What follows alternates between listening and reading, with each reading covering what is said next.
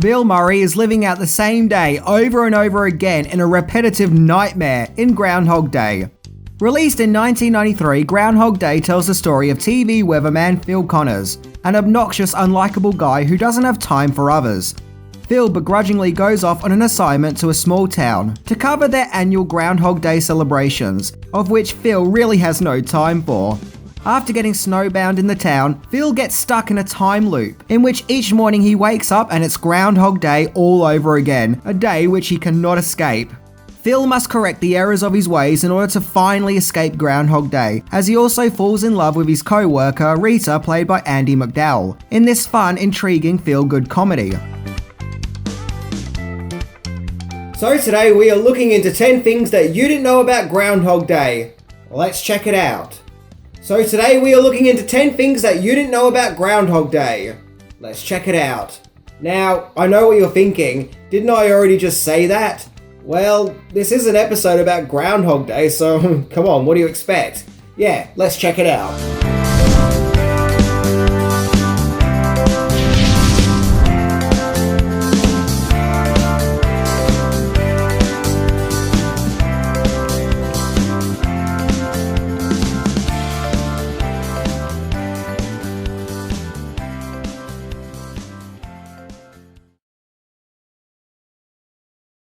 Am I right or am I right or am I right? Right. Ned, I would love to stand here and talk with you, but I'm not going to. See you. Watch out for that first step, it's a doozy. Number 10, original script. The script for Groundhog Day was written by first-time scriptwriter Danny Rubin, who conceived the idea in the early 90s. His original script was actually a lot darker than the final film that we all know and love, and there were lots of major differences too. For example, the movie starts with the Phil character already in his never-ending Groundhog Day time loop, and there was also going to be a shock twist reveal that the Rita character is also in an endless time loop too. And on a really grim note, the movie was to end with the Phil character taking his own life, only for him to wake up once again for it to be Groundhog Day. The original script sounds like Groundhog Day was going to be more of a morbid black comedy. However, it took one Ghostbuster to lighten things up. Number 9, Harold Ramis turns up the comedy. Scriptwriter Danny Rubin was trying to pitch his Groundhog Day script to executives and producers, till the script found its way to Harold Ramis, who was interested in directing Groundhog Day. Ramis already had great success starring in and writing the Ghostbusters movies, as well as directing National Lampoon's Vacation. However, Ramis wanted Groundhog Day to be more appealing to a wider audience by making the overall Groundhog Day experience less dark and injecting more comedy, which I think is one of the movie's strengths, in that it is a happy, positive, feel-good movie, which wraps up everything nicely. Columbia Pictures came on board to distribute Groundhog Day, and the movie was given a budget which sat somewhere between $14 to $30 million. And of course, Ramis himself has a small role in Groundhog Day as a neurologist. Number 8, casting possibilities. Before Bill Murray came on board with his infectious pessimism, other actors were considered for the part of Phil before Murray was hired. Groundhog Day scriptwriter Danny Rubin originally envisioned Kevin Kline in the part, but when the movie went into production, both Tom Hanks and Michael Keaton were offered the part, but they turned it down. It seems that during the 90s, Tom Hanks was asked to play nearly every big role, from the lead in The Shawshank Redemption to even Edward Scissorhands. Murray was subsequently cast in the part, with him and Ramis already having a working relationship with each other, thanks to the Ghostbusters movies, along with other comedy hits. In fact, on a side note, there are a lot of parallels between the Phil character and a role Bill Murray had previously played in the movie Scrooge, where just like Groundhog Day, he played someone who works for a TV station who is unlikable, but due to strange supernatural occurrences, he becomes a better person and less selfish. That and their transformations revolve around a special holiday. In Scrooged, of course, it's Christmas. So considering that Murray had pretty much already played the role, he really had a heads up when it came to playing Phil in Groundhog Day. Number 7, the end of a working relationship. So as mentioned, Groundhog Day reunited Bill Murray with Harold Ramis. The two had previously worked together on Caddyshack, Meatballs, and Stripes, as well as the Ghostbuster movies as mentioned. Sadly though, Groundhog Day marked their last time working together, as it's famously known that the two clashed while making the movie. They apparently already had a few disagreements while making Ghostbusters 2, but it seems their tensions reached boiling point while making Groundhog Day. The feuds were mainly over creative differences, as Murray wanted Groundhog Day to be more philosophical, whereas Ramis just wanted it to be a fun comedy movie.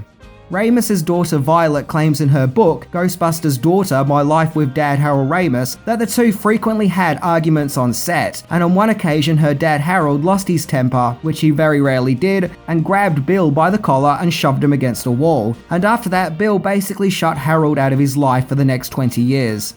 It's sad that these two guys who made such great films together would end things on such a down note. However, after Ramis' sad passing in 2014, Murray would praise Ramis and his work, and would go on to say that Groundhog Day is an extraordinary movie, and the execution of it is very good. It's really sad that this is how things ended for Ramis and Murray, and the fact that Groundhog Day is such a fun, happy movie, it's shocking to think that while making it, Murray and Ramis were really unhappy with each other. Number 6. Filming locations. Filming Groundhog Day took place in 1992, specifically March through to June. Although the movie is set in Punxsutawney, Pennsylvania, filming actually took place in Woodstock in Illinois, as Ramis thought that the Illinois town would look better on screen. You know, basically more theatrical. And the location where the Phil character steps in the puddle now has a plaque there reading, "Bill Murray stepped here," which is pretty cool. However, the town was meant to have a cold, snowy atmosphere, and often during the shoot the temperature could get up to 80 degrees, so fake snow would often have to be used. And yes, the cast still had to wear their warm winter coats and scarves during 80-degree days. Ugh. Once again, this is a great accomplishment, as whenever I watch Groundhog Day, I always get an icy cold, wintry feeling, so I guess that's movie magic for you. Number 5. Filming difficulties. So as mentioned, Bill Murray had conflict with Harold Ramis while making Groundhog Day, but it also seems that he had conflict with one of his co-stars too, namely the groundhog that was used in the movie. In real life, the groundhog that was used was called Scooter, and he apparently didn't like Murray at all. Murray added that it hated him from day one, and supposedly while filming scenes with Scooter, the groundhog bit Murray 3 times. Ouch. I guess Scooter the groundhog was on Ramis' side. Also, one line of dialogue caused issues for actress Andie MacDowell, as in a scene where the Ned character gets a little too enthusiastic and asks Rita and Phil where are we going, she replies, "Let's not spoil it." Originally, the character was meant to say, "Let's not ruin it." However, Ramis felt that the word ruin didn't come out right thanks to McDowell's South Carolina accent, and he was afraid that people wouldn't be able to understand what she was saying. So after several takes, it was decided to have the character say, "spoil" instead of "ruin." And so thankfully the scene wasn't, ruined. Number 4. Bizarre deleted scene. There are a ton of deleted scenes that didn't make the final cut of Groundhog Day. These include a scene where Phil becomes a bar pool hustler, as well as a bowling champion, and a scene where Phil saves a little girl from being run over by a truck and gives her a lecture about looking both ways while crossing the street. There are tons of scenes and they're all available on YouTube. However, there is another deleted scene which is quite insane. In the final cut of the movie, we see Phil break a pencil as a final test to see if he's really stuck in a time loop, where he wakes up the next day to see the pencil isn't broken. Well, the scene was originally more chaotic than that, where Phil repaints the entire room, does some redecorating with a chainsaw, and gives himself a mohawk, only to wake up the next day with everything back to normal. The biggest downside of removing this deleted scene is that filming this room trashing mohawk sequence took 3 days to film. Yep, 3 days of hard work gone down the toilet. Still, I would love to see the deleted mohawk scene, for if anything, sheer curiosity's sake. Number 3. Musical. So if you're a fan of Groundhog Day but thought there wasn't enough scenes of characters randomly breaking out into song and dance, then you're in luck.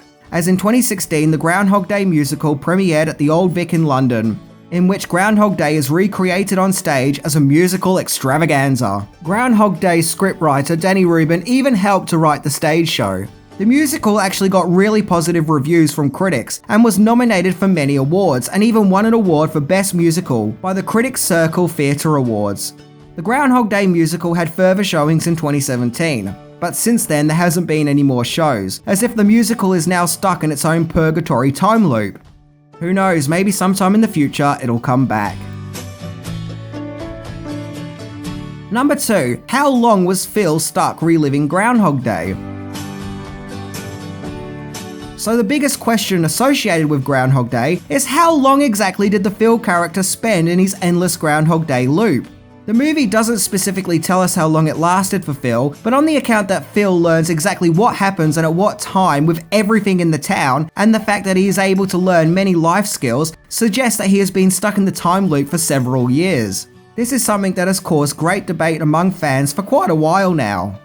In Danny Rubin's original script, it was explained that Phil's Groundhog Day loop lasted a whopping 10,000 years! Yikes, that's a lot of Groundhog Day! For the longest time, there was popular belief that Phil's time loop experience lasted 10 years. However, in 2009, director Harold Ramis denied this and said that it was more 30 to 40 years. So there it is from the mouth of the director himself. Phil was stuck reliving Groundhog Day over and over again for 30 to 40 years, which is painfully long when you think about it. But still not as bad as 10,000 years though. On a personal note, when I was a kid and I used to watch Groundhog Day, I always felt like the time loop was somehow connected to the small town that Phil was in, and if he could somehow leave the town, and maybe even fly to another country, he could escape the time loop. Like, what if he got a flight to London? Would he still wake up in the hotel room with I've Got You Babe playing on the radio the next day? But hey, I guess that's why the blizzard was written into the story, so Phil couldn't escape. Almost as if some higher order was teaching him a lesson. Number 1. One of the greatest movies of the 90s. Groundhog Day was released in February 1993 and was part of a string of more family-orientated films that were released during that year, like Free Willy and Mrs. Doubtfire, which apparently was Hollywood's retaliation to a string of criticisms that movies at that time were increasingly becoming violent and sex-obsessed.